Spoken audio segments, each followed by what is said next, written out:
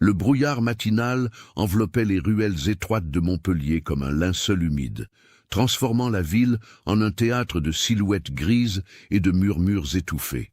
En cette fin de siècle, la cité languedocienne vivait dans une tension palpable, où les cicatrices des guerres de religion n'avaient jamais vraiment cicatrisé.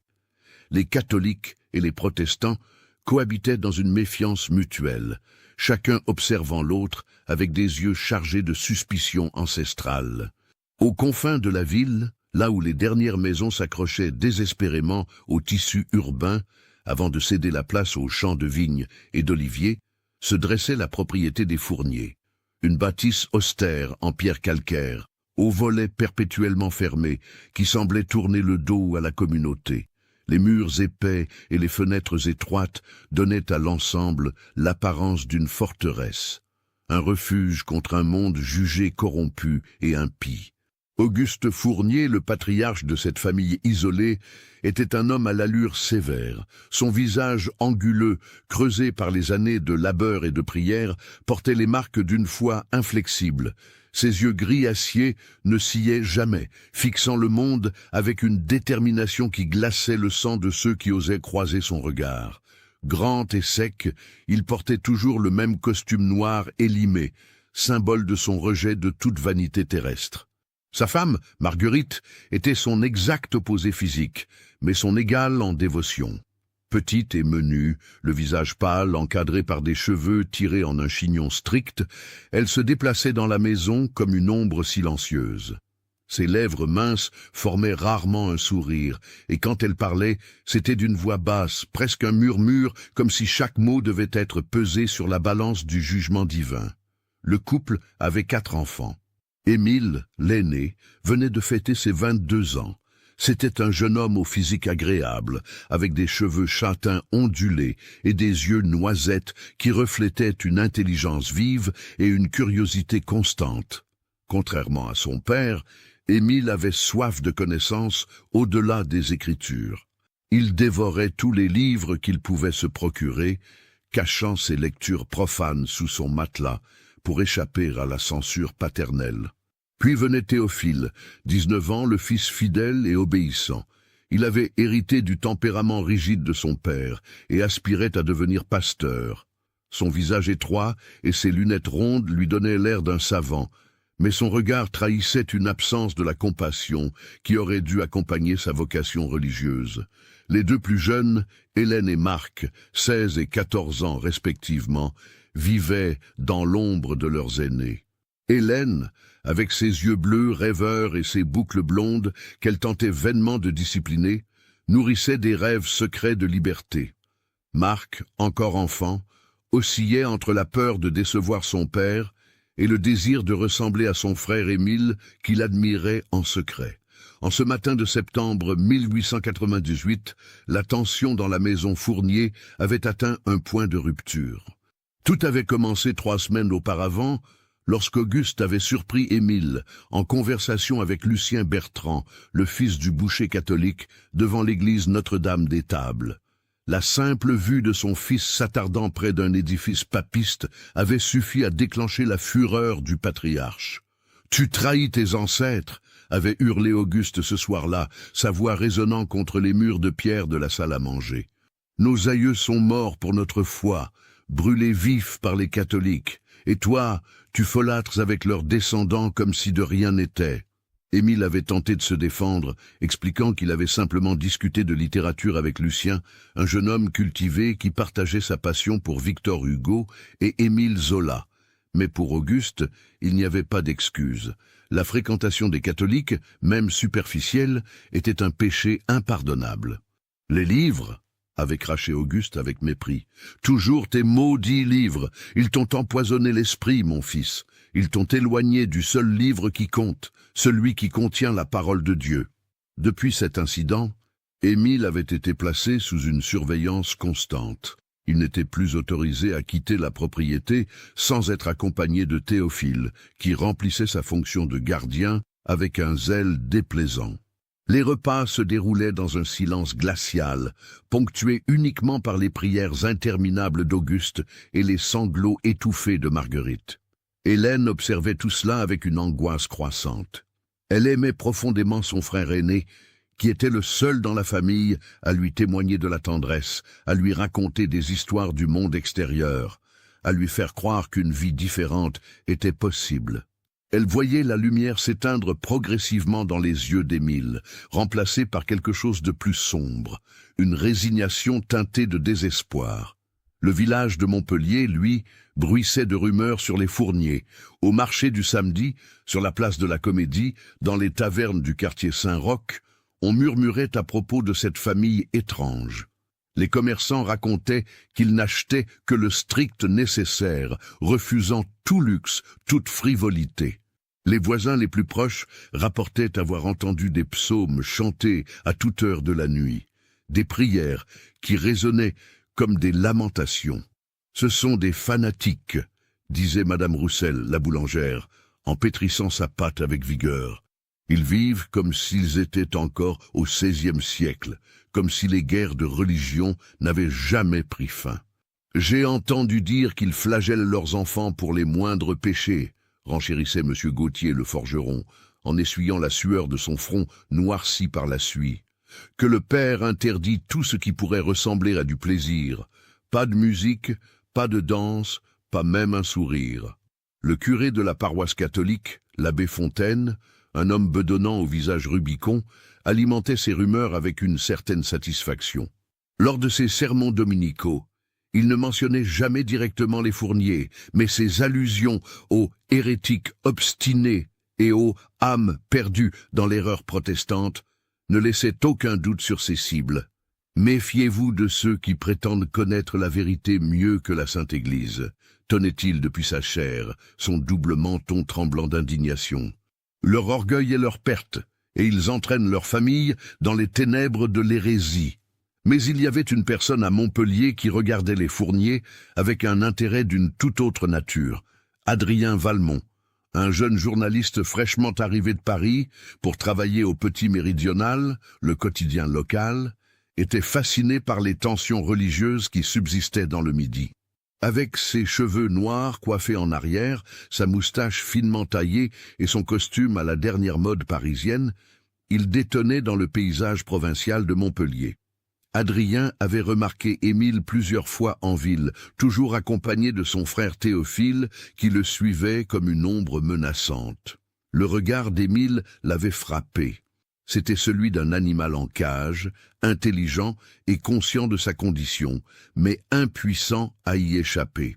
Le journaliste avait tenté à plusieurs reprises d'engager la conversation, mais Théophile intervenait systématiquement, entraînant son frère loin de toute interaction avec des étrangers.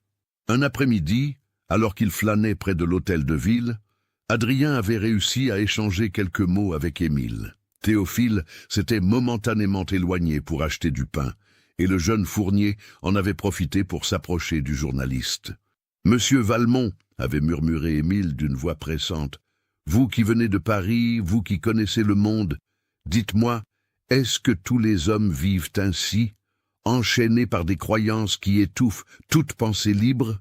Adrien avait été frappé par la détresse dans la voix du jeune homme, par le désespoir qui suintait de chaque mot. Avant qu'il ne puisse répondre, Théophile était réapparu, empoignant brutalement le bras de son frère. « Émile, père a dit, aucun contact avec les inconnus, surtout pas avec les journalistes parisiens qui répandent le poison de la libre pensée. » Émile s'était laissé entraîner sans résister, mais il avait lancé un dernier regard à Adrien, un regard qui hantait encore le journaliste. C'était un appel au secours silencieux, l'expression d'une âme en perdition. Dans les jours qui suivirent cette rencontre, Adrien avait commencé à enquêter discrètement sur la famille Fournier. Il avait appris que les grands-parents d'Auguste avaient effectivement péri lors des derniers soubresauts des persécutions religieuses. Non pas brûlés vifs, comme le prétendait Auguste, mais tués lors d'émeutes intercommunautaires. Cette histoire familiale avait forgé chez Auguste une vision manichéenne du monde, où les catholiques étaient des ennemis éternels et la moindre déviation de la foi protestante équivalait à une trahison mortelle. Le journaliste avait également découvert que Marguerite, avant son mariage, avait été une jeune femme joyeuse et sociable. C'est l'union avec Auguste qui l'avait transformée en cette créature silencieuse et craintive. Plusieurs témoins se souvenaient de l'avoir vue avec des bleus sur les bras, des marques qu'elle dissimulait sous de longues manches, même en plein été. La veille du drame, une scène terrible s'était déroulée dans la maison Fournier. Théophile avait fouillé la chambre d'Émile, pendant que ce dernier travaillait au champ et avait découvert un livre interdit, Germinal, d'Émile Zola, récemment publié et considéré comme subversif par l'Église et les conservateurs. Lorsqu'Auguste avait été informé de cette découverte, sa colère avait atteint des sommets inégalés. Il avait convoqué toute la famille dans la salle à manger, disposé le livre au centre de la table comme une pièce à conviction dans un tribunal. « Zola !» avait-il craché, le visage déformé par la rage. « Cet apostate, cet ami des Juifs, ce défenseur de traîtres, tu oses amener cette ordure dans ma maison !» Émile, habituellement docile, avait cette fois-ci osé se défendre. Peut-être était-ce l'accumulation de semaines de brimades, peut-être le désespoir qui avait atteint un point de non-retour. Ce n'est qu'un livre, père. Un roman qui parle de la condition des mineurs, de l'injustice sociale. Où est le mal à vouloir comprendre le monde dans lequel nous vivons? Le silence qui avait suivi ces paroles avait été assourdissant. Auguste s'était levé lentement, sa haute silhouette projetant une ombre menaçante sur la table. D'une main tremblante de fureur, il avait saisi le livre et l'avait jeté dans la cheminée où brûlait un feu malgré la douceur de la saison. « Le mal, avait-il dit d'une voix glaciale en regardant les pages se consumer, c'est de croire que l'homme peut juger par lui-même ce qui est bien ou mal. C'est l'orgueil, le péché originel qui a causé la chute d'Adam. Tu ne comprends donc pas, mon fils, que je fais tout cela pour sauver ton âme? » « Mon âme ?» avait répliqué Émile, les larmes aux yeux devant la destruction de son livre. « Ou votre fierté, père, votre besoin de contrôler, de dominer, de vous ériger en juge au nom de Dieu. » La gifle avait résonné comme un coup de tonnerre. Auguste avait frappé son fils avec une violence telle qu'Émile était tombé à la renverse, sa lèvre éclatée saignant abondamment. Hélène avait poussé un cri, vite étouffé par la main de sa mère qui l'avait serré contre elle. Marc s'était recroquevillé dans un coin, terrifié. Seul Théophile était resté impassible, un léger sourire de satisfaction aux lèvres. « Tu passeras la nuit dans le cellier » avait décrété Auguste, à genoux, en prière. Peut-être que le froid et l'obscurité t'aideront à retrouver le chemin de la vraie foi. Émile s'était relevé avec dignité, essuyant le sang de sa bouche d'un revers de manche. Son regard, en croisant celui de son père, n'était plus celui d'un fils soumis, mais celui d'un homme qui venait de prendre une décision irréversible. Cette nuit-là, alors que le vent d'automne gémissait à travers les volets mal joints, Hélène n'avait pas réussi à trouver le sommeil. Elle entendait les sanglots étouffés de sa mère dans la chambre voisine, les prières obsessives de Théophile dans son alcôve, et plus faibles mais plus déchirants encore, les supplications d'Émile dans le cellier en contrebas. À l'aube, lorsqu'Auguste avait ouvert la porte du cellier, Émile n'y était plus. La petite fenêtre à barreaux avait été forcée, les barreaux métalliques tordus avec une force née du désespoir. Émile s'était enfui, laissant derrière lui une famille sous le choc et un père dont la rage allait bientôt se transformer en quelque chose de bien plus terrible encore. Mais Émile Fournier n'était pas allé bien loin. Son corps serait découvert moins de 24 heures plus tard, déclenchant une série d'événements qui transformeraient cette tragédie familiale en un cauchemar collectif pour toute la ville de Montpellier. D'où me suivez-vous? Laissez un commentaire. L'aube du 15 septembre 1898 se levait péniblement sur Montpellier, noyé dans une brume épaisse qui semblait refuser de se dissiper. Les premières lueurs du jour peinaient à percer le voile grisâtre qui recouvrait la campagne environnante, donnant au paysage une apparence fantomatique et oppressante. C'est dans cette atmosphère lugubre que Pierre Arnaud, un vigneron dont les terres jouxtaient la propriété des Fourniers, se rendit au champ pour inspecter ses vignes. Pierre était un homme simple, la soixantaine robuste, le visage tanné par des décennies passées sous le soleil du Languedoc. Il connaissait chaque parcelle de son domaine comme le dos de sa main calleuse, chaque arbre, chaque bâtiment. C'est pourquoi il remarqua immédiatement que quelque chose clochait avec le vieux cellier en pierre qui se dressait à la frontière entre ses terres et celles des Fournier. La porte, habituellement fermée, était entr'ouverte, et un détail le fit frissonner malgré lui. Une corneille était perchée sur le toit de tuiles, observant l'intérieur du bâtiment avec l'intérêt morbide caractéristique des charognards. Pierre s'approcha lentement, une appréhension grandissante nouant son estomac. L'odeur lui parvint avant même qu'il n'atteigne la porte, une odeur âcre et douceâtre à la fois, celle qu'il n'avait sentie que trop souvent depuis qu'il avait servi comme brancardier pendant la guerre de 1870. L'odeur de la mort. La main tremblante, il poussa la porte qui grinça sinistrement sur ses gonds rouillés. Ce qu'il découvrit le fit reculer en titubant, le souffle coupé, avant qu'il ne vomisse son maigre petit déjeuner dans les herbes folles. Émile Fournier était suspendu à l'une des poutres maîtresses du cellier, une corde épaisse serrée autour du cou. Ses yeux étaient ouverts, vitreux, fixant un point invisible dans l'éternité. Son visage, déformé par l'asphyxie, avait pris une teinte violacée. Ses mains, qui pendèrent le long de son corps, portaient des marques profondes, des entailles et des ecchymoses qui suggéraient une lutte désespérée. Mais ce qui avait provoqué le haut-le-cœur de Pierre, au-delà de l'horreur évidente de la scène, c'étaient les détails qui ne collaient pas. Le tabouret renversé sous le corps aurait pu suggérer un suicide, mais les traces dans la poussière du sol racontaient une toute autre histoire. Il y avait les empreintes de plusieurs personnes, des signes de lutte, et surtout, chose impossible pour un suicide, les mains d'Émile étaient attachées dans le dos par une fine cordelette qui avait mordu cruellement dans sa chair. Pierre Arnaud se précipita vers le village, courant à perdre haleine malgré son âge, criant pour alerter les autorités. Son passage sema la panique parmi les premiers paysans qui commençaient leur journée de labeur.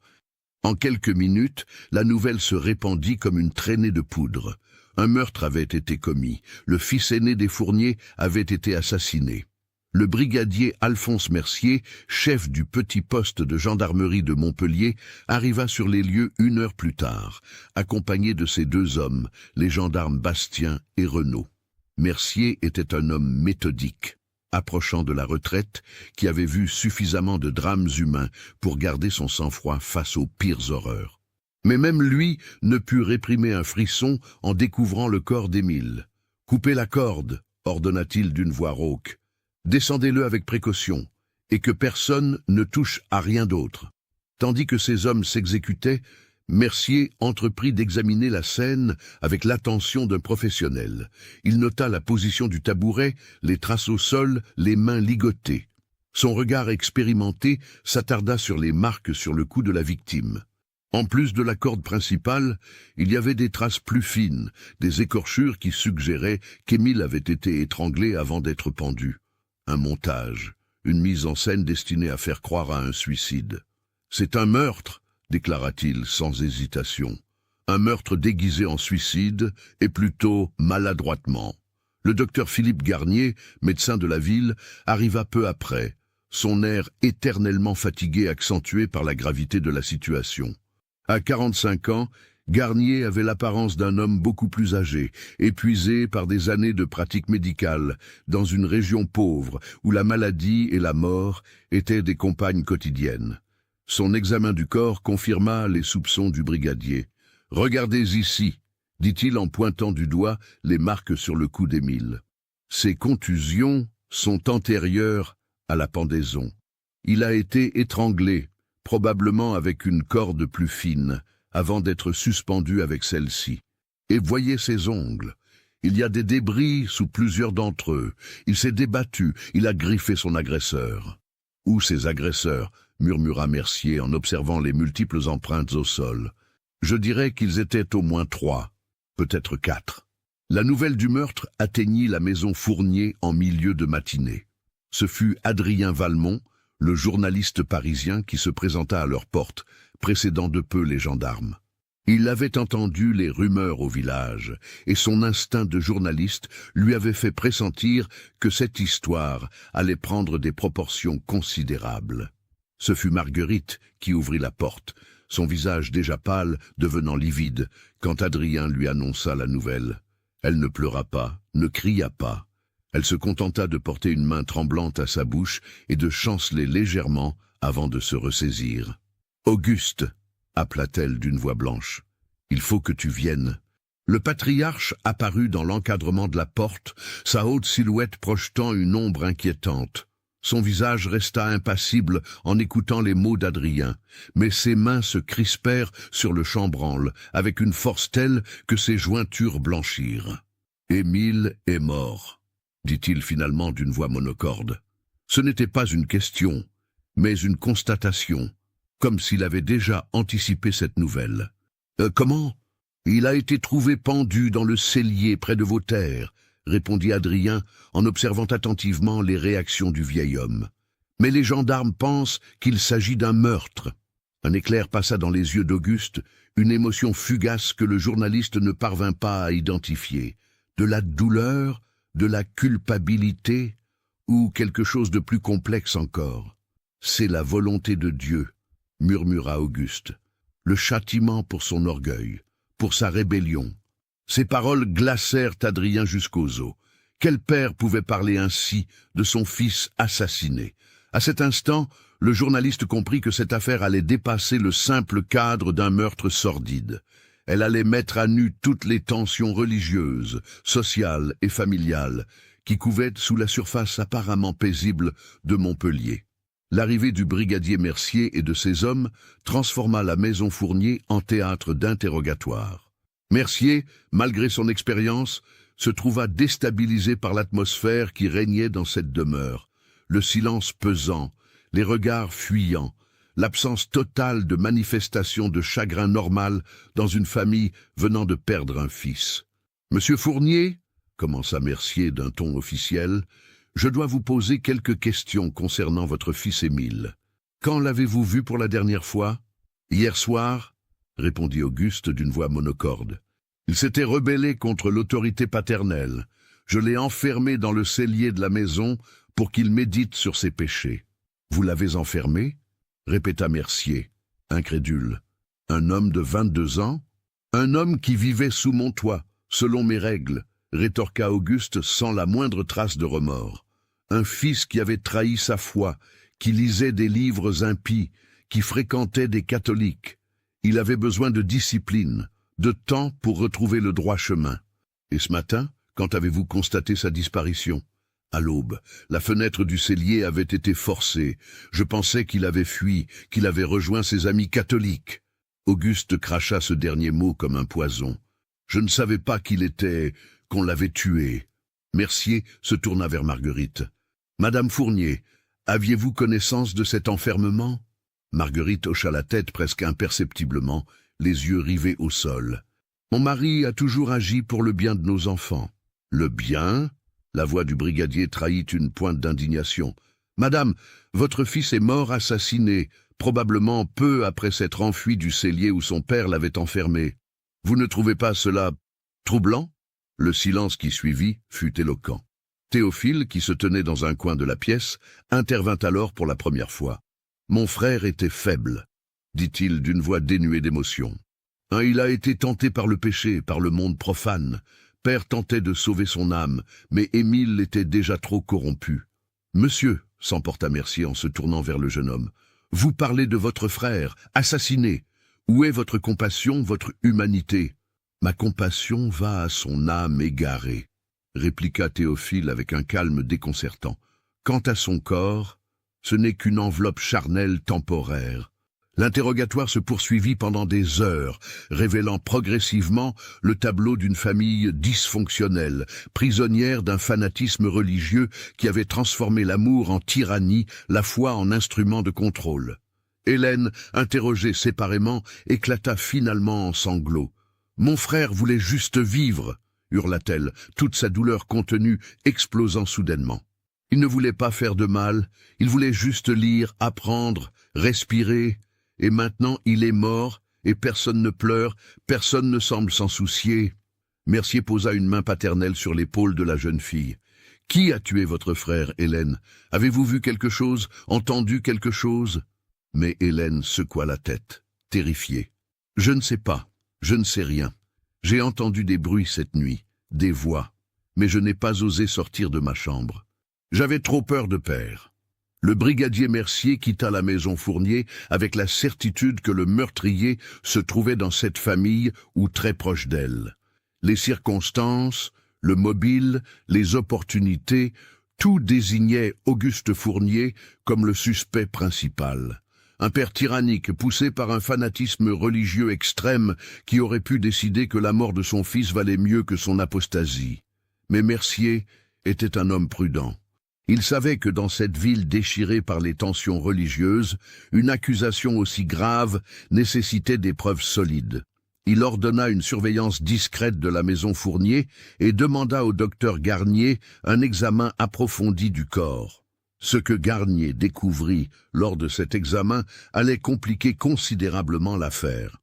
Sous les ongles d'Émile, il trouva non seulement de la peau humaine, indiquant qu'il avait griffé son agresseur, mais aussi des fibres de tissu distinctives, un mélange de laine noire et de coton blanc, exactement le type de tissu utilisé pour les soutanes de prêtres. « Vous comprenez ce que cela signifie ?» demanda Garnier au brigadier en lui montrant les échantillons soigneusement préservés. Soit un prêtre catholique était impliqué, soit quelqu'un portait une soutane pour faire croire à l'implication d'un prêtre. Ou, ajouta Mercier pensivement, quelqu'un voulait transformer ce meurtre en incident religieux, attiser les tensions entre catholiques et protestants. La nouvelle de cette découverte se répandit rapidement, malgré les tentatives de Mercier pour garder l'information confidentielle. En quelques heures, tout Montpellier était en ébullition. Les protestants accusaient les catholiques d'avoir tué Émile, parce qu'il s'était approché d'une église catholique. Les catholiques, outragés, rétorquaient que c'était un montage orchestré par les protestants pour les discréditer. L'abbé Fontaine, le curé bedonnant, organisa une réunion d'urgence avec ses paroissiens. « C'est une calomnie », tonna-t-il depuis l'autel. « Ils tentent de nous salir, de nous faire porter le poids de leur propre violence. Aucun serviteur de Dieu n'aurait commis un tel acte. » De leur côté, les protestants se réunissaient dans leur temple austère, écoutant le pasteur Mathieu Renard les exhorter à la vigilance. « Nos frères ont été persécutés pendant des siècles, rappelait-il, et maintenant ils recommencent. Le meurtre d'Émile Fournier est un message, un avertissement. Ils veulent nous faire peur, nous faire taire. Mais nous ne céderons pas. » Adrien Valmont, observant tout cela avec son œil de journaliste, voyait la situation lui échapper. Ce qui aurait dû être une enquête criminelle se transformait en conflit communautaire. Les faits étaient noyés sous les préjugés, la vérité étouffée par les passions religieuses. Il décida de mener sa propre enquête. Cette nuit-là, il retourna au cellier, où le corps avait été découvert, muni d'une lanterne et d'un carnet de notes. Il examina chaque centimètre de la scène, cherchant des détails que les gendarmes auraient pu manquer. C'est ainsi qu'il découvrit, coincé entre deux pierres du mur, un petit bout de tissu déchiré. Pas de laine noire et de coton blanc comme celui trouvé sous les ongles d'Émile, mais un morceau de lin beige, ordinaire, du type que portaient la plupart des paysans et des artisans de la région. Il découvrit également, en examinant les traces au sol à la lumière rasante de sa lanterne, quelque chose qui avait échappé aux autorités. Les empreintes ne correspondaient pas seulement à des bottes d'hommes adultes. Il y avait aussi, très nettement, l'empreinte d'une chaussure plus petite, peut-être celle d'un adolescent ou d'une femme de petite taille. Ces découvertes troublèrent profondément Adrien. Elles suggéraient que le meurtre d'Émile n'était peut-être pas l'œuvre d'un prêtre catholique, ni même d'un fanatique religieux isolé, mais quelque chose de plus complexe, de plus insidieux. Une conspiration impliquant plusieurs personnes, dont au moins une était inattendue. Le lendemain, les funérailles d'Émile se déroulèrent dans une atmosphère tendue. Auguste avait refusé que son fils soit enterré dans le cimetière protestant, déclarant qu'un rebelle ne méritait pas de reposer avec les fidèles. Finalement, Après l'intervention du brigadier Mercier, un compromis fut trouvé. Émile serait enterré dans une parcelle isolée, à la lisière du cimetière, un espace symboliquement rejeté par sa propre communauté. La cérémonie fut d'une tristesse infinie. Seuls quelques curieux et Adrien Valmont assistèrent à l'inhumation. La famille Fournier était absente.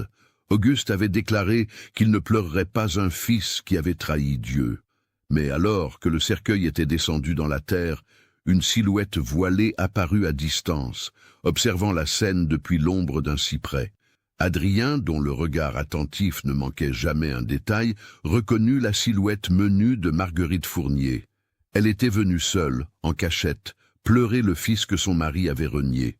Le journaliste s'approcha discrètement. « Madame Fournier », murmura-t-il doucement. Elle sursauta, se retourna vers lui, le visage ravagé par les larmes sous son voile noir. « Vous ne comprenez pas », chuchota-t-elle d'une voix brisée. Rien de tout cela ne devait arriver. C'était censé être différent. Émile devait juste obéir. « Qui a tué votre fils, Madame Fournier ?» demanda Adrien avec urgence. « Était-ce votre mari ?» Marguerite secoua la tête violemment, ses mains tremblantes agrippant son châle. « Je ne peux rien dire. Si je parle, tout sera détruit. Ils me détruiront. »« Ils » releva immédiatement Adrien. « Qui sont ils » Mais Marguerite s'était déjà enfuie, disparaissant entre les tombes comme un fantôme, laissant Adrien avec plus de questions que de réponses. L'enquête du brigadier Mercier piétinait. Il avait interrogé tous les témoins possibles, examiné toutes les pistes, mais se heurtait à un mur de silence. Les Fourniers refusaient de coopérer pleinement, invoquant leur droit à la vie privée et leur foi comme bouclier contre les questions trop insistantes. Puis, 3 jours après le meurtre, un événement inattendu fit basculer l'affaire dans une nouvelle dimension d'horreur et de mystère. Si cette histoire macabre vous a donné des frissons, partagez-la avec un ami qui aime les contes d'horreur. Le 4e jour après le meurtre d'Émile, Montpellier se réveilla sous un ciel d'un gris métallique, lourd de menaces orageuses. L'atmosphère électrique semblait refléter la tension qui montait inexorablement dans la ville. Les rumeurs allaient bon train, chaque groupe religieux accusant l'autre. Les langues se déliaient dans les tavernes, déformant les faits au gré des passions. C'est ce matin-là que Marc Fournier, le plus jeune fils de la famille, se présenta seul au bureau du brigadier Mercier. Le garçon de 14 ans était dans un état pitoyable, les cheveux en désordre, les vêtements froissés, le visage marqué par l'insomnie et quelque chose de plus profond encore, une terreur qui habitait ses yeux. « Monsieur le brigadier » bégaya-t-il en franchissant le seuil du poste de gendarmerie, « je dois vous parler. Je sais qui a tué mon frère. » Mercier, qui était en train de compulser pour la énième fois le dossier de l'affaire, leva brusquement la tête. « Marc, que fais-tu ici? Ton père sait-il que tu es venu ?» Le garçon secoua la tête avec véhémence. « Non, et il ne doit jamais le savoir. S'il découvre que je suis venu, il me tuera, il tuera toute la famille. » Le brigadier referma soigneusement la porte de son bureau et fit asseoir le jeune garçon. « Calme-toi, Marc. Tu es en sécurité ici. Maintenant, raconte-moi tout ce que tu sais. » Ce que Marc révéla au cours de l'heure suivante allait transformer complètement la compréhension de l'affaire, révélant une vérité bien plus sombre et complexe que tout ce que Mercier avait pu imaginer. « Ce n'est pas mon père qui a tué Émile, » commença Marc d'une voix tremblante. « Enfin, pas directement. C'est plus compliqué que ça. » Il prit une profonde inspiration, rassemblant son courage. « Vous devez comprendre comment les choses fonctionnent dans notre famille. Mon père est tyrannique, oui, mais il y a quelque chose de pire encore, le Conseil des Anciens. »« Le Conseil des Anciens » répéta Mercier, perplexe. « De quoi parles-tu » Marc expliqua alors l'existence d'un groupe secret au sein de la communauté protestante de Montpellier. Pas la communauté officielle, celle qui fréquentait le temple et menait une vie relativement normale, mais une faction clandestine, ultra-orthodoxe, qui se réunissait dans des caves, loin des regards, pour pratiquer une forme extrême de foi. Ils se considèrent comme les derniers vrais croyants, dit Marc, les gardiens de la foi pure, non corrompus par la modernité. Mon père en fait partie. Théophile aussi, depuis ses 18 ans. Ils se réunissent chaque semaine, parfois plus souvent, pour prier, pour juger, pour punir. Punir qui? Demanda Mercier, une boule d'angoisse se formant dans son estomac. Ceux qu'ils considèrent comme des traîtres à la foi. Les protestants qui deviennent trop amicaux avec les catholiques. Ceux qui lisent des livres interdits, ceux qui remettent en question les dogmes. Ils ont un système. D'abord, un avertissement, puis l'isolement social. Si cela ne suffit pas, ils passent à des mesures plus extrêmes. Marc baissa les yeux, la honte et la terreur se mêlant sur son visage juvénile. Émile avait reçu plusieurs avertissements, mais il continuait à lire, à poser des questions, à fréquenter Lucien Bertrand. Alors, le conseil a décidé qu'il devait être puni. Puni comment? La voix de Mercier était devenue un murmure horrifié. La nuit où Émile s'est échappé du cellier, il n'est pas allé loin. Théophile l'attendait. Il savait qu'Émile tenterait de fuir, et il n'était pas seul. Il y avait 3 autres hommes du conseil. Marc décrivit alors en détail ce qui s'était passé cette nuit-là, des détails qu'il avait appris en écoutant aux portes, en surprenant des conversations chuchotées, en assemblant des fragments d'informations comme un puzzle macabre. Émile, après s'être échappé, avait couru vers le vieux cellier en pierre, pensant y trouver refuge, avant de fuir définitivement au lever du jour. Mais Théophile l'y attendait, accompagné de 3 membres du conseil, Josué Marin, le boulanger protestant, un homme massif aux mains comme des battoirs, Samuel Blanc, le charpentier, un ascète maigre au regard fanatique, et Gabriel Serre, le maître d'école protestant, un intellectuel qui avait perverti sa connaissance au service d'une idéologie extrémiste. Il voulait juste lui faire peur au début, expliqua Marc, les larmes coulant librement sur ses joues, le forcer à se repentir, à jurer fidélité à leur vision de la foi. Mais Émile a refusé. Il leur a dit qu'il préférait mourir plutôt que de vivre comme eux, enfermés dans la peur et la haine. Alors, ils l'ont tué, conclut Mercier, la nausée montant en lui.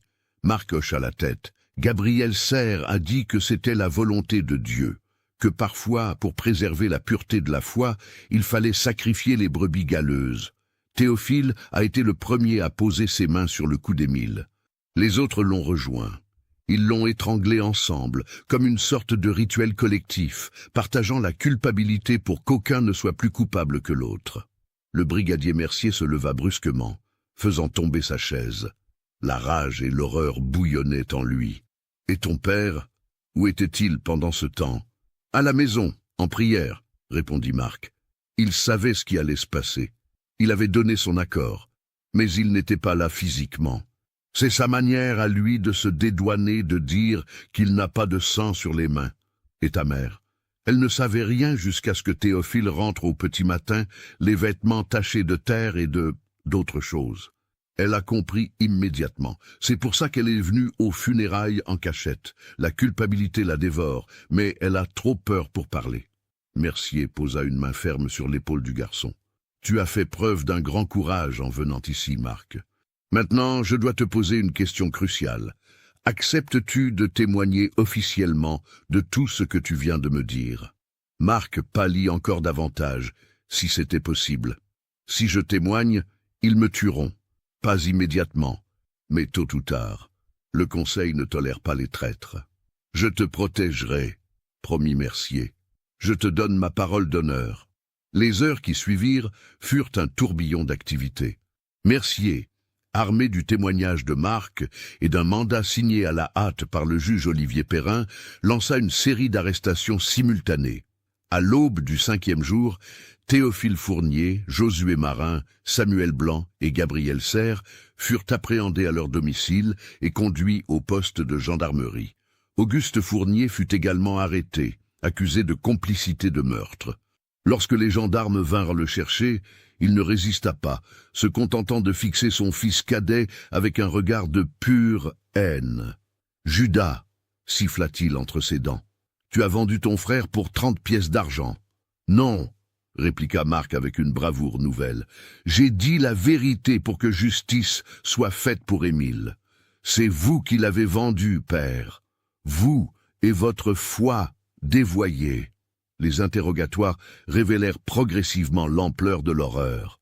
Confrontés aux témoignages de Marc et aux preuves matérielles, les membres du conseil finirent par craquer les uns après les autres, chacun tentant de minimiser son rôle, de rejeter la responsabilité sur les autres.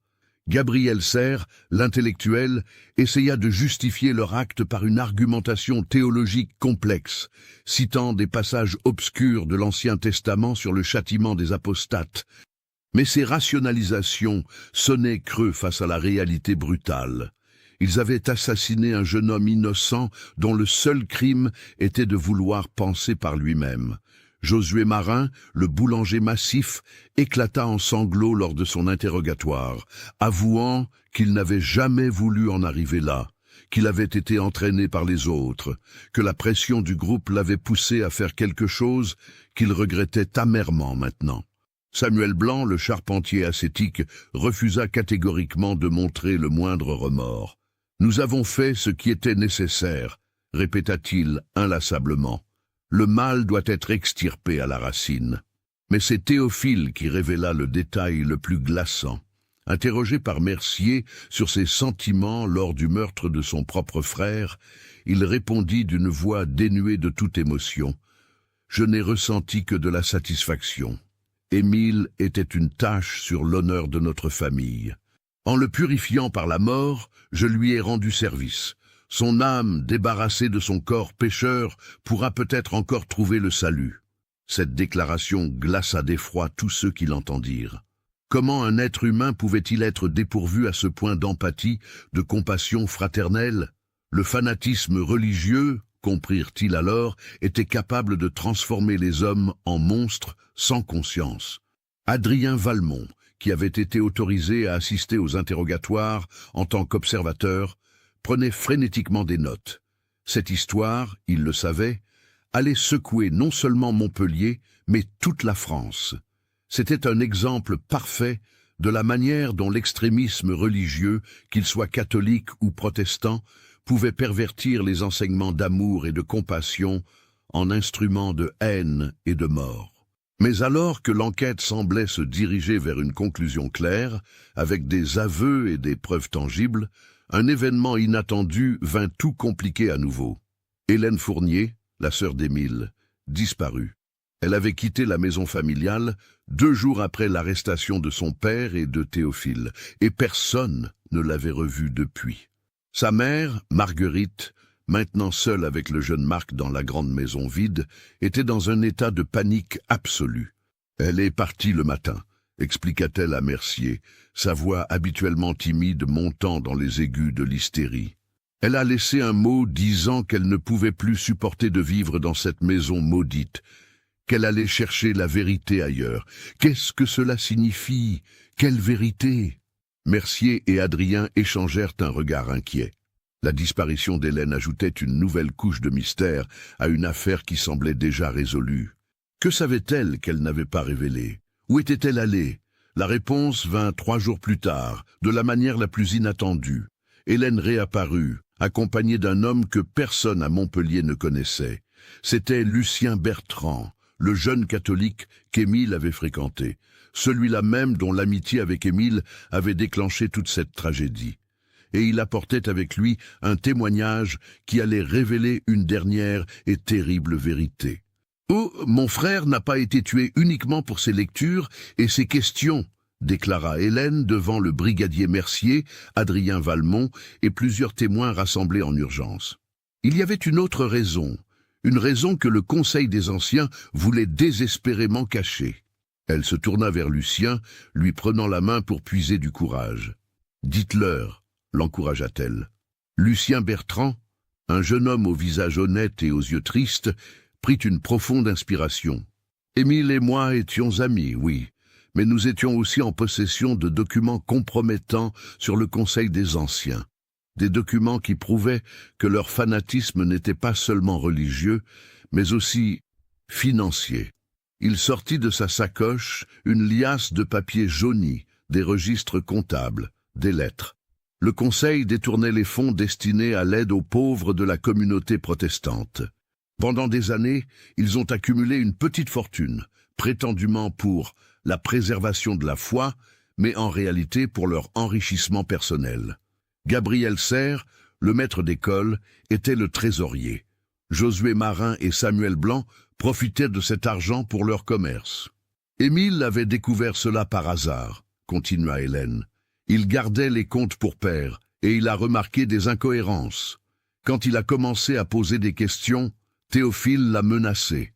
Mais Émile, au lieu de se taire, a confié ses documents à Lucien, lui demandant de les garder en sécurité.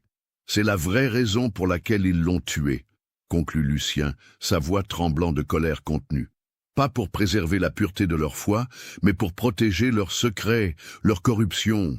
L'histoire de l'apostasie n'était qu'un prétexte commode, une justification qui résonnait avec la mentalité de la communauté.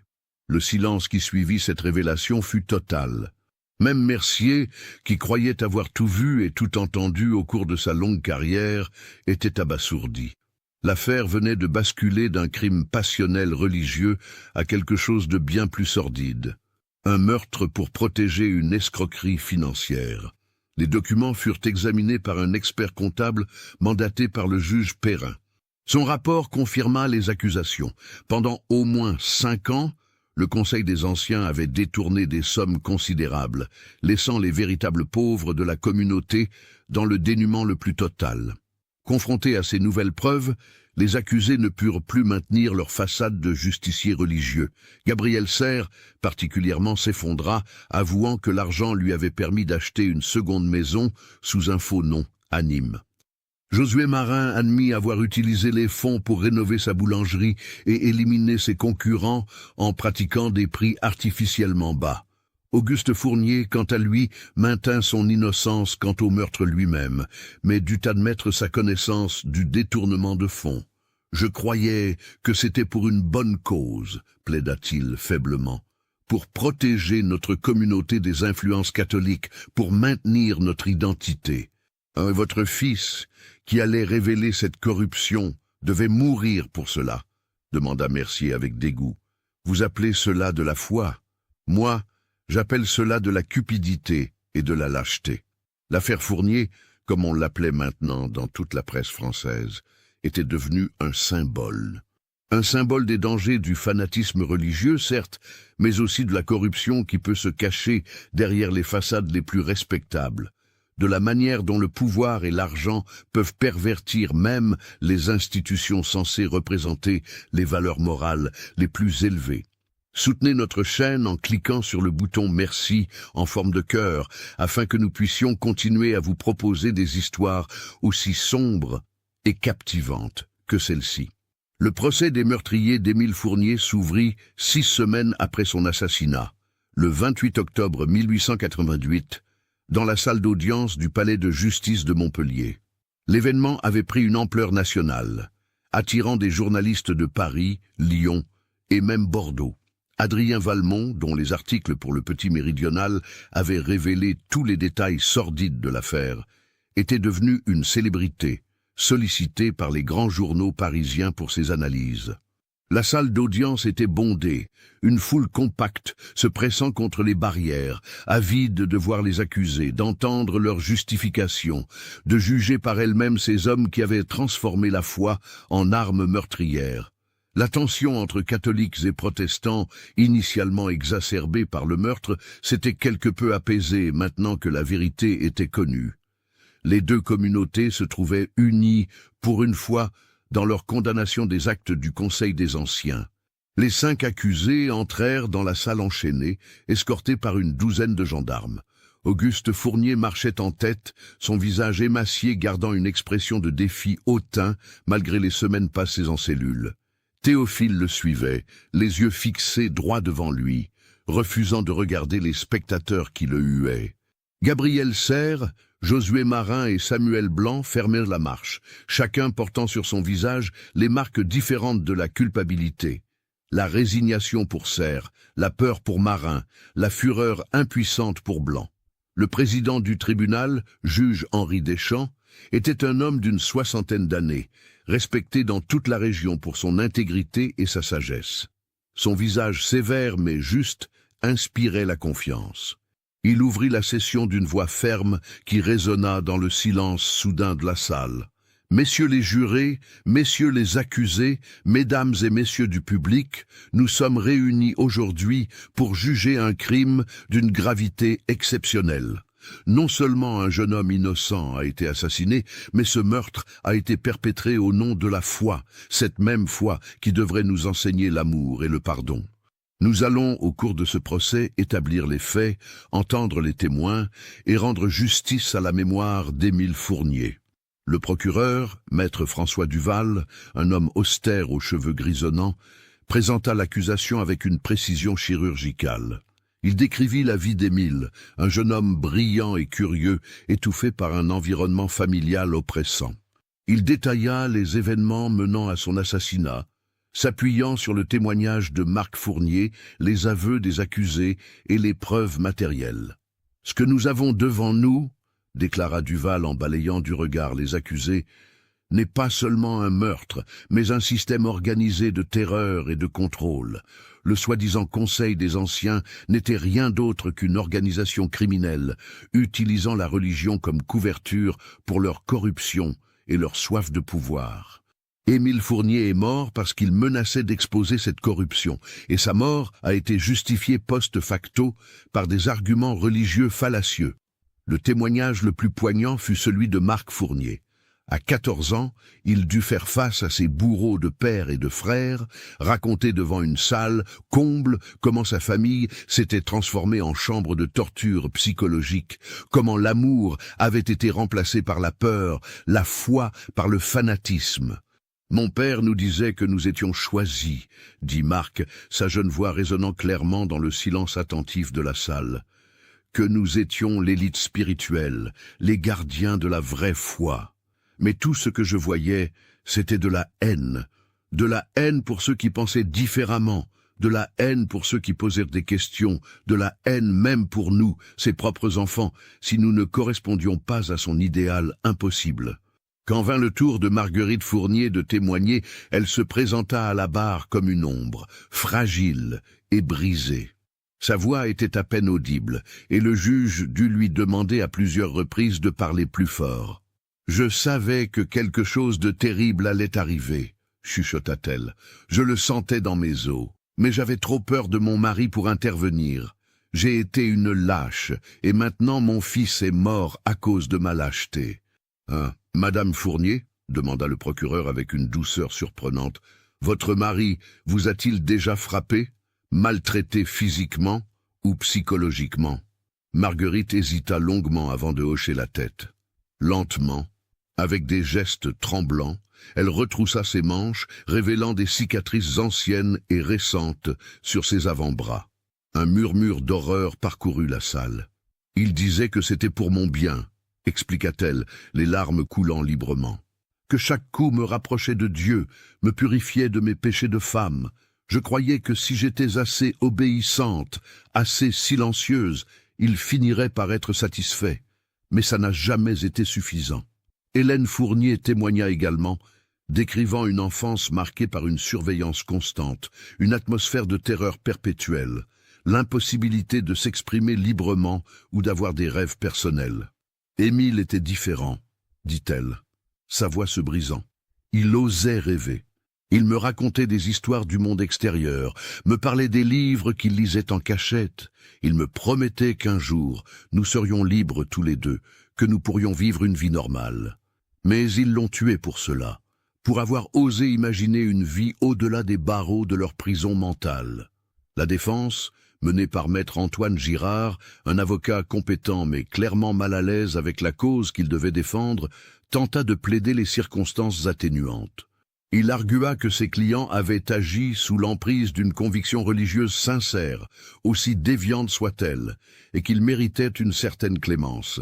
« Mes clients ne sont pas des criminels ordinaires, » plaida-t-il. « Ce sont des hommes de foi qui ont été égarés par une interprétation extrême des Écritures. Ils croyaient sincèrement agir pour le bien supérieur de leur communauté. » Mais cet argument ne convainquit personne. Le procureur Duval, dans sa réplique, démolit méthodiquement cette défense. La foi sincère ne justifie pas le meurtre, tonna-t-il. Si nous acceptons cet argument, alors nous ouvrons la porte à toutes les atrocités commises au nom de la religion. Non, messieurs les jurés, ces hommes savaient exactement ce qu'ils faisaient. Ils ont choisi de protéger leur corruption financière en sacrifiant un innocent, et ils ont utilisé la religion comme écran de fumée. Le moment le plus tendu du procès survint lorsque Auguste Fournier fut appelé à la barre. Le patriarche, amaigri et vieilli par les semaines de prison, maintint néanmoins son attitude hautaine. « Regrettez-vous la mort de votre fils ?» lui demanda directement le juge Deschamps. Auguste garda le silence pendant un long moment, puis, d'une voix dénuée d'émotion, « Je regrette qu'il n'ait pas su rester sur le droit chemin. S'il avait obéi, s'il avait maintenu sa foi, rien de tout cela ne serait arrivé. Donc vous ne regrettez pas ?» insista le juge, incrédule. « Je regrette la nécessité de sa mort, » répondit Auguste, « mais pas sa mort elle-même. Parfois, un membre gangrené doit être amputé pour sauver le corps. Émile était devenu gangrène spirituelle. » Un cri d'horreur et de rage jaillit de l'assistance. Des gens se levèrent, hurlant leur dégoût. Le juge dut frapper de son marteau pendant plusieurs minutes pour rétablir l'ordre. Théophile, interrogé sur ses sentiments lors du meurtre, répéta essentiellement ce qu'il avait dit lors de son interrogatoire initial, qu'il avait ressenti de la satisfaction, qu'il avait sauvé l'âme de son frère en libérant celle-ci de son corps pécheur. Les autres accusés, confrontés à la réalité de leurs actes et à l'opinion publique unanimement hostile, montrèrent plus de remords. Josué Marin pleura ouvertement, suppliant le pardon de la famille d'Émile. Samuel Blanc maintint son silence buté, mais son regard ne reflétait plus la conviction fanatique du début, seulement de la peur. Gabriel Serre tenta de jouer la carte intellectuelle, développant une argumentation théologique complexe pour justifier leurs actes. Mais face aux questions pointues du procureur et du juge, sa défense s'effondra, révélant ce qu'elle était vraiment, une rationalisation a posteriori d'un acte motivé par la cupidité et la peur d'être exposé. Le procès dura 8 jours pendant lesquels toute la France suivit avec fascination et horreur le déroulement de cette affaire qui mettait à nu les dangers de l'extrémisme religieux et de la tyrannie familiale. Les plaidoiries finales furent mémorables. Le procureur Duval, dans un discours de 2 heures qui fut largement reproduit dans la presse nationale, traça un réquisitoire cinglant contre le fanatisme sous toutes ses formes. « Ce procès n'est pas seulement celui de 5 hommes, » conclut-il. « C'est le procès d'une mentalité, d'un système de pensée qui transforme l'amour en haine, la foi en tyrannie, la famille en prison. Émile Fournier est mort pour avoir voulu penser librement, pour avoir refusé de courber l'échine devant un despotisme intellectuel et spirituel. Si nous ne condamnons pas fermement ces meurtriers, nous envoyons le message que la liberté de pensée, la liberté de conscience, ne valent rien face aux dogmes rigides de quelques fanatiques. » Le jury se retira pour délibérer. Il revint moins de 3 heures plus tard, un temps inhabituellement court qui témoignait de l'unanimité de leur verdict. « Coupable !» annonça le chef du jury, « coupable de meurtre avec préméditation. » La foule explosa en applaudissements et en cris de soulagement. Justice, enfin, serait rendue à Émile Fournier. Le juge Deschamps prononça les sentences 2 jours plus tard. Sa voix était grave, chargée de l'immense responsabilité de son rôle. « Auguste Fournier, vous êtes condamné à mort pour complicité de meurtre avec préméditation. Votre refus de montrer le moindre remords, votre justification continue de cet acte abominable, démontre que vous représentez un danger permanent pour la société. Théophile Fournier, vous êtes condamné à mort pour meurtre avec préméditation. Vous avez tué votre propre frère de sang-froid, sans la moindre pitié. Gabriel Serre, Josué Marin, Samuel Blanc, vous êtes condamnés aux travaux forcés à perpétuité en Guyane française. Vos vies seront consacrées à expier votre crime dans la chaleur et l'isolement de cette terre lointaine. Auguste et Théophile furent exécutés par guillotine le 15 novembre 1898, un mois après leur condamnation. L'exécution eut lieu à l'aube, devant une foule immense venue assister à ce qu'elle considérait comme un acte de justice divine. Auguste mourut comme il avait vécu, inflexible et sans repentir. Ses derniers mots, lancés à la foule depuis l'échafaud, furent « Vous me tuez, mais ma foi reste pure. L'histoire me donnera raison. » Théophile, en revanche, sembla finalement réaliser l'horreur de ce qu'il avait fait dans ses derniers instants. Avant que la lame ne tombe, il cria « Émile, pardonne-moi !» Mais il était trop tard pour le pardon. Les 3 autres condamnés furent embarqués sur un navire direction la Guyane. Ils n'en revinrent jamais. Gabriel Serre mourut de fièvre jaune moins d'1 an après son arrivée. Josué Marin périt dans un accident au bagne. Seul Samuel Blanc survécut, croupissant pendant des décennies dans l'enfer tropical du bagne, son corps détruit par le labeur forcé, son esprit rongé par les remords ou la folie. Personne ne put jamais vraiment le déterminer. Mais l'histoire de la famille Fournier ne se termina pas avec l'exécution et l'exil. Il restait Marguerite, Marc et Hélène, 3 survivants marqués à jamais par le drame qui avait détruit leur famille.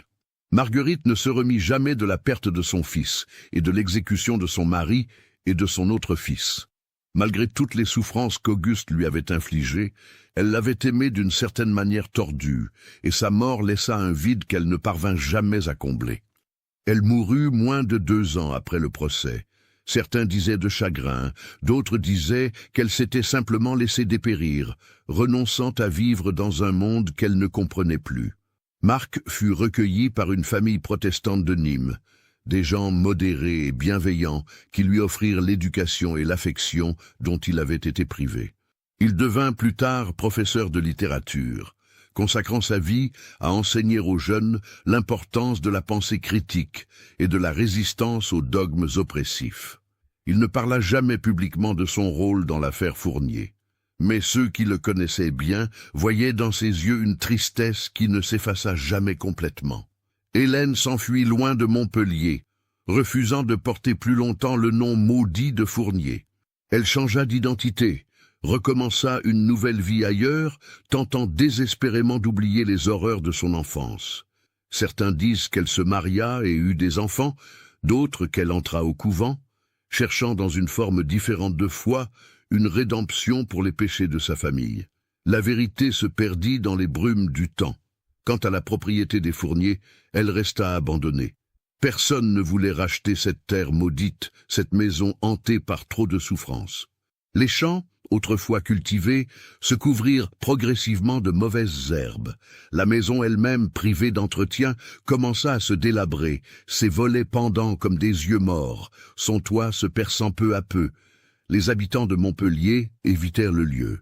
Des rumeurs commencèrent à circuler, alimentées par la superstition et l'imagination collective. On disait que certaines nuits, on pouvait voir la silhouette d'Émile, errant dans les ruines, cherchant une justice qui lui avait été refusée de son vivant.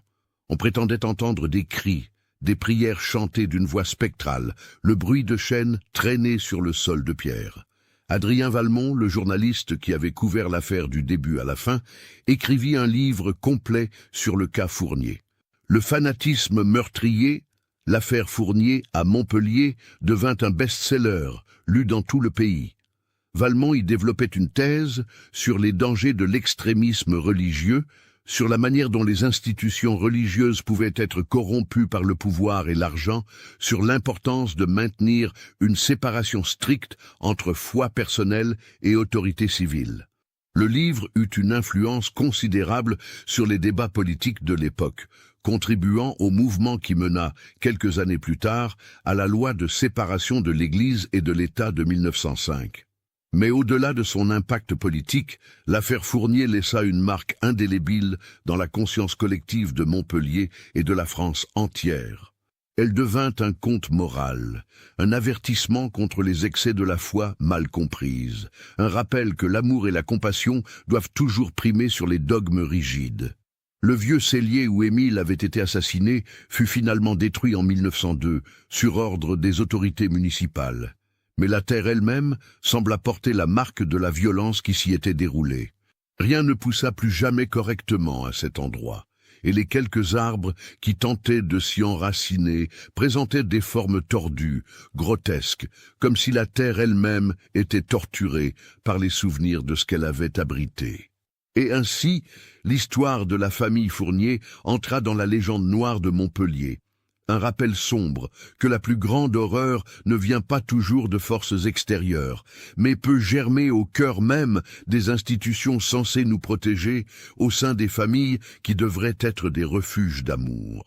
Les années passèrent sur Montpellier, emportant avec elles la génération qui avait vécu directement le drame des Fournier.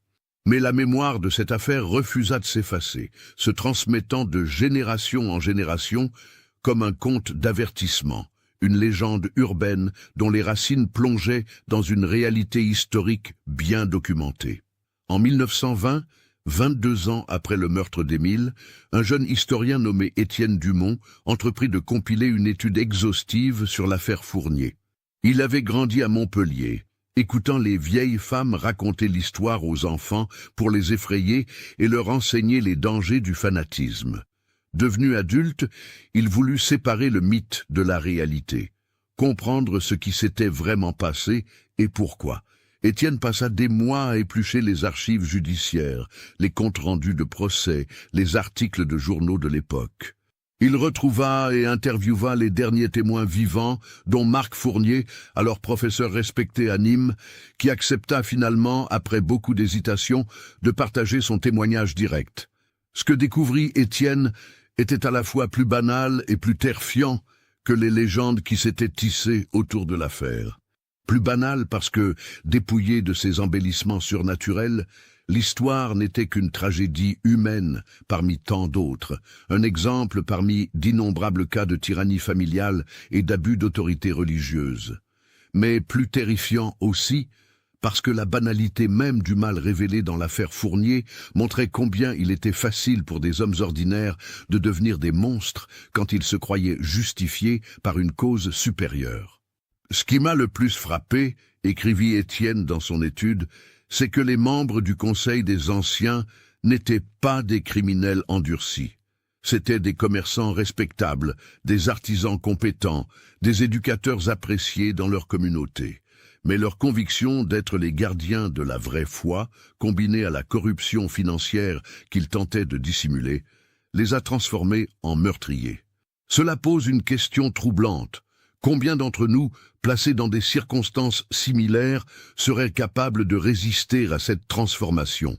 Marc Fournier, dans son témoignage à Étienne, révéla plusieurs détails qui n'avaient jamais été rendus publics lors du procès, des détails qui ajoutaient encore aux dimensions tragiques de l'affaire. « Mon père n'a pas toujours été le tyran que vous avez pu lire dans les comptes rendus », expliqua Marc, alors homme d'âge mûr dont les cheveux grisonnaient prématurément. « Dans mon enfance, il y avait des moments de tendresse, des rares occasions où je voyais l'homme qu'il aurait pu être s'il n'avait pas été consumé par son fanatisme. C'est ce qui rend tout cela encore plus tragique. Il n'était pas né monstre. Il l'est devenu progressivement, année après année, rencontre après rencontre avec le Conseil, jusqu'à ce que rien ne reste de l'homme qu'il avait été. » Marc révéla également un fait que même les enquêteurs n'avaient pas découvert.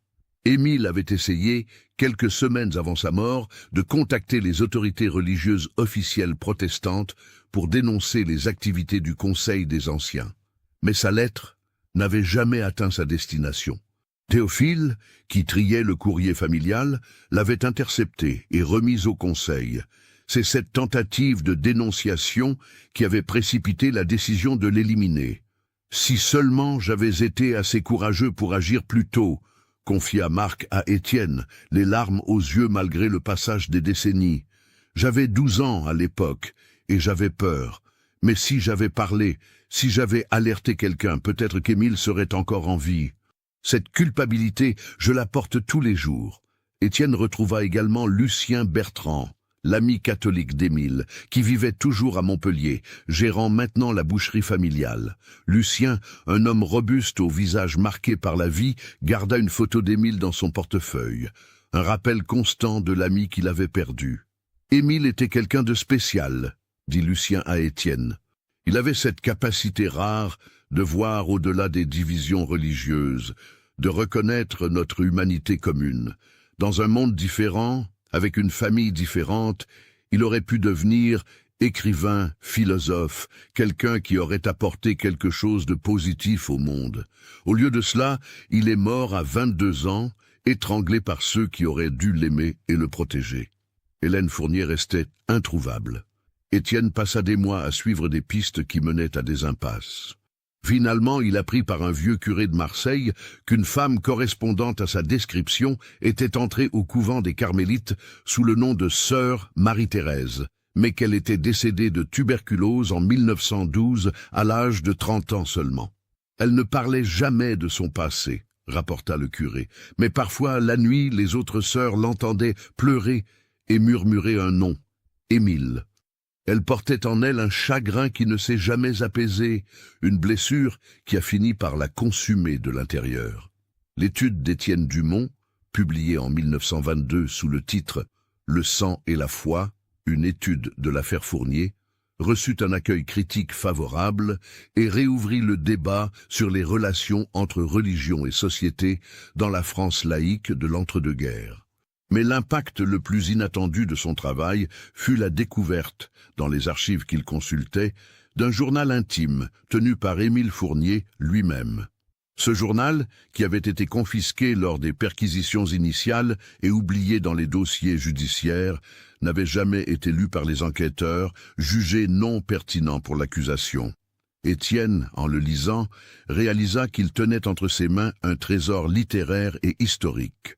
Les pages, rempli de l'écriture fine et précise d'Émile, révélait un jeune homme d'une intelligence et d'une sensibilité remarquables, luttant pour maintenir son humanité dans un environnement qui cherchait à la détruire. Quelques extraits de ce journal furent publiés dans l'étude d'Étienne, donnant une voix posthume à Émile. 15 juillet 1898. Père m'a encore enfermé aujourd'hui pour avoir été vu avec un livre de Balzac. Il dit que la littérature profane corrompt l'âme. Mais comment peut-il dire cela sans avoir jamais lu ses livres lui-même? Comment peut-on juger ce qu'on refuse de connaître? Je me sens comme un oiseau en cage, mais pire encore, comme un oiseau qui voit la cage se rétrécir chaque jour davantage. 3 août 1898. J'ai parlé aujourd'hui avec Lucien devant l'église Notre-Dame. Nous avons discuté de Victor Hugo, de son humanisme, de sa vision d'une société où tous les hommes seraient frères, indépendamment de leur foi. Pour ces quelques minutes de conversation intellectuelle, Père m'a frappé ce soir. Il dit que je trahis mes ancêtres. Mais n'est-ce pas lui qui trahit leur mémoire en transformant la foi en instrument de haine? 28 août 1888. J'ai découvert quelque chose de terrible dans les comptes que je tiens pour père. Des sommes importantes disparaissent, destinées soi-disant à l'aide aux pauvres, mais jamais distribuées. J'ai posé des questions. Théophile m'a menacé. Il m'a dit que si je continuais à fouiner, je le regretterais. J'ai peur, mais je ne peux pas rester silencieux face à cette corruption. Comment peut-on prétendre servir Dieu tout en volant les pauvres? 10 septembre 1898. J'ai confié les documents compromettants à Lucien. Au moins, si quelque chose m'arrive, la vérité pourra être révélée. J'ai le sentiment que les murs se referment sur moi. Père et Théophile me regardent comme si j'étais déjà un cadavre. Hélène pleure la nuit, Marc se cache. Mère n'ose plus me regarder dans les yeux. Je suis seul dans ma propre famille, plus seul que je ne l'ai jamais été. 13 septembre 1898. Dernière entrée. J'ai été enfermé dans le cellier. Père dit que c'est pour mon bien, pour que je médite sur mes péchés. Mais je ne me repentirai pas d'avoir voulu connaître la vérité, d'avoir voulu penser par moi-même. Si c'est cela le péché, alors je préfère être pécheur qu'esclave. Je vais tenter de m'échapper cette nuit. Si j'y parviens, je fuirai loin d'ici, je recommencerai ma vie ailleurs. Si je n'y parviens pas, je lègue ces pages à la postérité. Que ceux qui les liront sachent qu'un homme est mort ici pour avoir osé être libre. La lecture de ces passages bouleversa tous ceux qui les découvrirent. Émile n'était plus simplement une victime anonyme d'une tragédie locale, mais une voix vivante, un témoignage poignant d'un esprit lumineux étouffé par l'obscurantisme. Le journal complet fut finalement publié en 1925, accompagné d'une préface par Marc Fournier qui écrivit « Mon frère Émile avait raison. Il avait raison de questionner, de douter, de chercher la vérité au-delà des dogmes qu'on voulait lui imposer. Sa mort n'a pas été vaine. Elle a contribué, avec d'autres tragédies similaires, à ouvrir les yeux de notre société sur les dangers du fanatisme. Si ces pages peuvent inspirer, ne serait-ce qu'une personne à résister à l'oppression intellectuelle, à penser par elle-même, à chérir la liberté de conscience, alors Émile n'est pas mort pour rien. Le journal d'Émile Fournier devint un texte étudié dans les écoles, un exemple littéraire et historique de la lutte pour la liberté de penser. Plusieurs générations d'étudiants français lurent ces pages, se révoltant contre les injustices qu'il décrivait, s'identifiant à sa quête de vérité et de liberté. Pendant ce temps, à Montpellier même, l'ancienne propriété des Fournier continuait de se délabrer. En 1930, la municipalité décida finalement de la démolir complètement, jugeant la structure dangereuse et le terrain improductif. Mais même après la destruction des bâtiments, même après que la terre eût été rasée et nivelée, personne ne voulut construire à cet endroit. Finalement, en 1935, sur proposition d'un conseiller municipal éclairé, l'emplacement fut transformé en un petit parc commémoratif. Au centre, on érigea une simple stèle en granit sur laquelle était gravée l'inscription suivante « À la mémoire d'Émile Fournier, 1876-1898, mort pour avoir osé penser librement. Que son sacrifice nous rappelle à jamais que la liberté de conscience est sacrée et que nulle foi ne justifie la tyrannie. » L'inauguration du parc attira une foule nombreuse, composée aussi bien de protestants que de catholiques, tous unis dans la commémoration d'une victime de l'extrémisme. Le pasteur Renard et l'abbé Fontaine, qui avaient contribué aux tensions religieuses à l'époque du meurtre, étaient tous deux décédés depuis longtemps, remplacés par des hommes plus modérés, plus sages, qui avaient tiré les leçons de la tragédie passée. Marc Fournier, invité d'honneur de la cérémonie, prononça un discours émouvant. « Nous nous tenons aujourd'hui sur un sol qui a bu le sang de mon frère, une terre maudite devenue lieu de mémoire et de réflexion.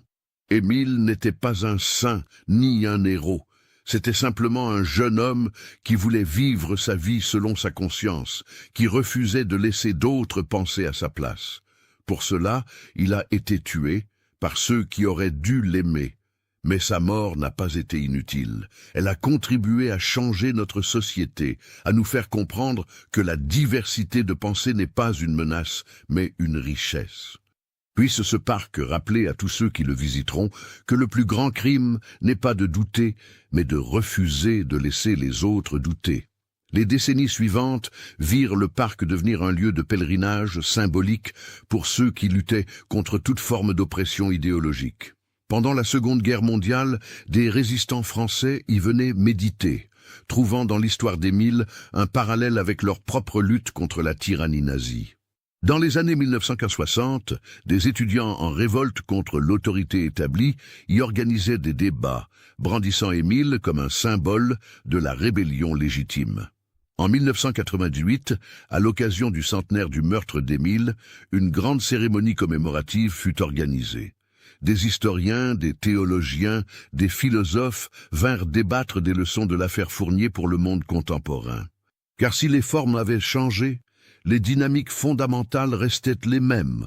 Partout dans le monde, l'extrémisme religieux, politique ou idéologique continuait de faire des victimes, de tuer au nom de vérités absolues.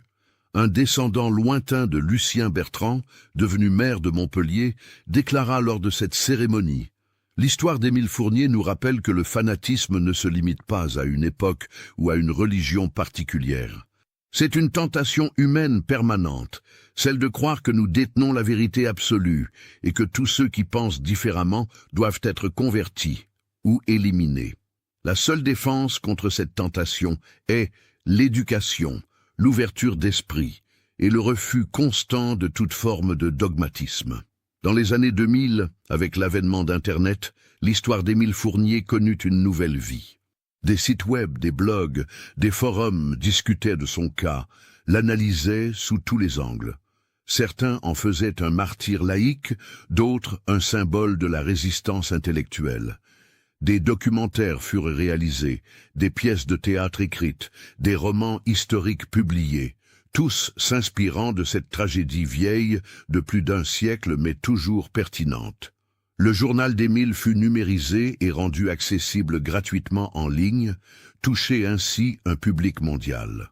Des étudiants au Japon, des militants des droits humains en Afrique, des dissidents en Chine lisaient les mots d'un jeune Français mort en 1898, trouvant dans son expérience un écho à leur propre lutte. En 2005, lors des débats sur la laïcité en France, ravivés par les tensions religieuses contemporaines, l'affaire Fournier fut à nouveau largement citée. Des politiciens de tous bords l'utilisaient pour justifier leur position, parfois en déformant considérablement les faits historiques. Des historiens durent intervenir pour rappeler la vérité, soulignant qu'Émile n'avait jamais été contre la religion elle-même, mais contre son utilisation comme instrument d'oppression. Et aujourd'hui encore, plus d'un siècle après sa mort, Émile Fournier reste présent dans la conscience collective de Montpellier et, dans une moindre mesure, de la France entière. Le petit parc qui porte son nom reste un lieu paisible au milieu de l'urbanisation moderne, un îlot de mémoire dans un monde qui oublie trop facilement ses leçons du passé. Les visiteurs qui s'y rendent peuvent voir, outre la stèle originale, plusieurs ajouts plus récents. Un banc de méditation installé en 1960, un petit jardin de roses blanches planté en 1980, la rose blanche étant devenue le symbole officieux d'Émile, et une plaque de bronze ajoutée en 2000 sur laquelle sont gravées les dernières lignes du journal d'Émile. Je lègue ces pages à la postérité. Que ceux qui les liront sachent qu'un homme est mort ici pour avoir osé être libre. C'est là, dans ce petit parc tranquille, que se termine l'histoire visible de la famille Fournier. Mais son héritage, lui, se poursuit dans chaque esprit qui refuse de se soumettre aveuglément à l'autorité, dans chaque voix qui ose questionner les dogmes établis, dans chaque cœur qui choisit la compassion plutôt que le fanatisme. L'histoire d'Émile Fournier, tragédie personnelle devenue symbole universel, nous rappelle que la liberté de conscience est un bien précieux, acquis au prix du sang, et qu'il appartient à chaque génération de la protéger contre ceux qui voudraient l'étouffer au nom d'une prétendue vérité supérieure. Car au bout du compte, ce n'est pas Auguste Fournier et son Conseil des Anciens qui ont gagné. Ils sont morts, leurs noms associés à jamais à la honte et à l'horreur. C'est Émile qui a triomphé, non par la force, mais par la vérité de ses idées, par le courage de ses convictions, par la pureté de son désir de liberté. Et ainsi, paradoxalement, le jeune homme étranglé dans un cellier obscur en 1898 est devenu immortel, sa voix résonnant à travers les siècles, rappelant à chacun de nous l'importance de penser par soi-même, de résister à l'oppression et de chérir la liberté de conscience comme le plus sacré de tous les droits humains. Les chants des Fourniers ne produisirent plus jamais rien, c'est vrai, mais pas à cause d'une quelconque malédiction, simplement parce que personne ne voulut les cultiver, préférant laisser cet endroit comme un rappel silencieux, un monument naturel à la tragédie qui s'y était déroulée. Et peut-être, après tout, était-ce la meilleure utilisation de cette terre, non pas pour nourrir les corps, mais pour nourrir les esprits, pour rappeler aux générations futures ce qui peut arriver quand la foi se transforme en fanatisme, quand l'amour familial devient tyrannie, quand le silence complice permet au mal de triompher. L'histoire de la famille Fournier se termine ici, mais son message, lui, demeure éternel. Dites, qu'avez-vous pensé de l'histoire ? Laissez votre commentaire ci-dessous et partagez vos réflexions sur ce cas terrifiant. Envie d'autres histoires d'horreur mêlant histoire et mystère? Abonnez-vous, activez la cloche de notification et partagez avec ceux qui aiment le côté obscur de l'humanité. À bientôt pour le prochain cauchemar. En parcourant aujourd'hui les rues de Montpellier, un visiteur ignorant ne trouverait aucune trace évidente de la tragédie qui secoua la ville à la fin du XIXe siècle. La cité languedocienne s'est modernisée, développée, transformée en une métropole dynamique où cohabitent harmonieusement différentes confessions religieuses et philosophies de vie. Mais pour ceux qui connaissent l'histoire, les fantômes du passé sont partout. Dans la pierre calcaire des vieux bâtiments qui ont vu défiler les manifestations de 1898, dans les archives municipales où dorment les comptes rendus détaillés du procès, dans les bibliothèques où le journal d'Émile Fournier continue d'être lu et étudié, et surtout dans le petit parc tranquille où une stèle de granit rappelle qu'un jeune homme est mort ici pour avoir osé penser librement. L'affaire Fournier a laissé une empreinte indélébile non seulement sur Montpellier, mais sur la conscience française dans son ensemble. Elle est devenue un cas d'école, étudiée dans les facultés d'histoire, de droit, de sociologie et de théologie. Les mécanismes psychologiques et sociaux qu'elle révèle continuent d'être pertinents pour comprendre comment des individus ordinaires peuvent être entraînés dans des actes extraordinaires de violence au nom d'idéologies extrémistes. Des psychologues ont analysé la dynamique familiale des Fournier, y trouvant un exemple parfait de ce qu'ils appellent maintenant l'emprise sectaire, même au sein d'une famille nucléaire. Le contrôle exercé par Auguste sur sa femme et ses enfants, la surveillance constante, l'isolement social, la manipulation par la culpabilité religieuse, tous ces éléments sont désormais reconnus comme des signes d'alerte dans les cas d'abus domestiques. Des sociologues ont étudié comment le Conseil des Anciens fonctionnait comme une micro-secte au sein de la communauté protestante plus large, créant une bulle idéologique où les normes sociales habituelles étaient suspendues, remplacées par une logique interne imperméable aux valeurs extérieures. Des théologiens, tant protestants que catholiques, ont utilisé l'affaire Fournier comme exemple des dangers d'une lecture fondamentaliste et littérale des textes sacrés, privés de contexte historique et de compassion humaine. Il souligne que les grandes religions du monde prêchent l'amour et la miséricorde, et que c'est la perversion de ces enseignements par des individus avides de pouvoir qui mènent aux tragédies comme celle d'Émile. En 2015, lors des attentats terroristes qui secouèrent la France, l'affaire Fournier fut à nouveau largement citée dans les débats publics. Car si le contexte religieux et les motivations spécifiques différaient, les mécanismes fondamentaux restaient similaires. Des individus radicalisés, convaincus de détenir la vérité absolue, tuant au nom de cette vérité. Le philosophe français contemporain Jean-Luc Marion écrivit dans un essai sur le fanatisme « L'affaire Fournier nous enseigne que le fanatisme n'est pas seulement une question de croyance religieuse spécifique, mais une pathologie de la certitude. C'est la conviction inébranlable d'avoir raison, combinée à l'incapacité d'accepter que d'autres puissent penser différemment, qui crée les conditions du meurtre idéologique.